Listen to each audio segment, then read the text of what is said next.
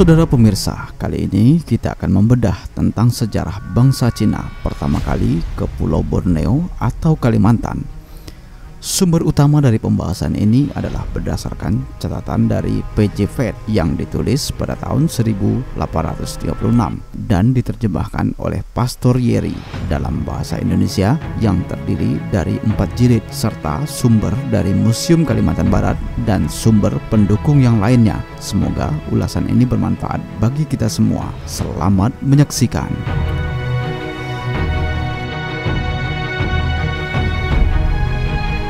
Keberadaan orang-orang Cina yang pertama kali di Nusantara dapat dilacak berdasarkan hasil dari temuan benda-benda kuno yang banyak ditemukan di berbagai pulau di Indonesia. Pada abad ketiga sebelum Masehi, di masa dinasti Han berkuasa, orang-orang Cina sudah datang ke Kalimantan, khususnya bagian barat atau Kalimantan Barat. Hal ini dibuktikan dengan adanya temuan arkeologi berupa barang keramik di masa dinasti Han yang saat ini disimpan di Museum Nasional Jakarta. Para pelaut Cina dari dinasti Han saat itu berlayar ke Nusantara untuk melakukan hubungan dagang. Rute pelayaran mereka menyusuri pantai Asia Timur dan pulangnya melalui Kalimantan Barat serta Filipina. Hubungan dagang dengan Asia ini adalah berkah dari hasil upaya sebelumnya dari dinasti Han untuk melakukan ekspansi atau perluasan wilayah. Kemudian di masa dinasti Song pada abad ke-10, mereka sering masuk ke Kalimantan untuk berdagang. Salah satu buktinya dapat ditemui di daerah Kabupaten Kayong Utara, Kalimantan Barat, tepatnya Desa Ranto Panjang, di mana pada tahun 2012 seorang petani bernama Usulehan menemukan 28 jenis barang keramik. Beberapa di antaranya adalah di masa dinasti Song. Saat ini barang tersebut masih disimpan dengan rapi oleh yang menemukannya. Belum lagi barang-barang dari Cina yang banyak bertaburan di daerah Tote, Kecamatan Pulau Maya Karimata.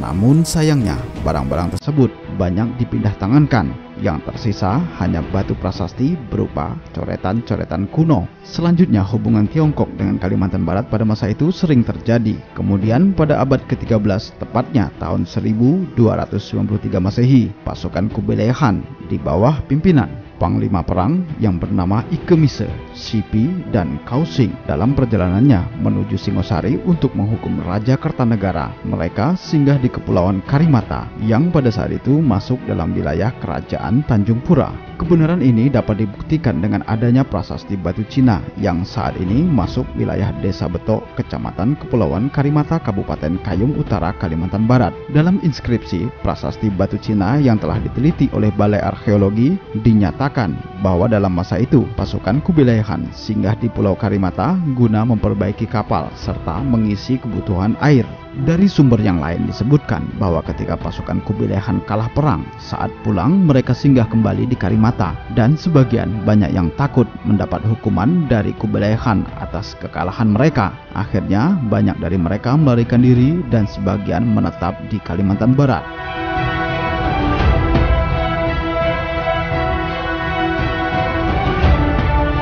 Pada tahun 1463, Laksamana Cheng Ho, seorang Hui dari Yunan yang beragama Islam, atas perintah Kaisar Cheng Shu alias Junglo, Kaisar keempat dari dinasti Ming, selama 7 kali memimpin ekspedisi pelayaran ke Nanyang. Beberapa anak buahnya ada yang kemudian menetap di Kalimantan Barat dan membaur dengan penduduk setempat. Mereka juga membawa ajaran Islam yang mereka anut semenjak di Cina.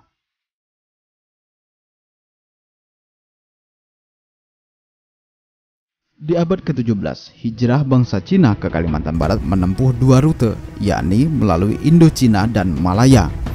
Tahun 1745, orang-orang Cina didatangkan besar-besaran untuk kepentingan perkongsian karena Sultan Sambas dan Panembahan Mempawah menggunakan tenaga-tenaga orang Cina sebagai wajib rodi.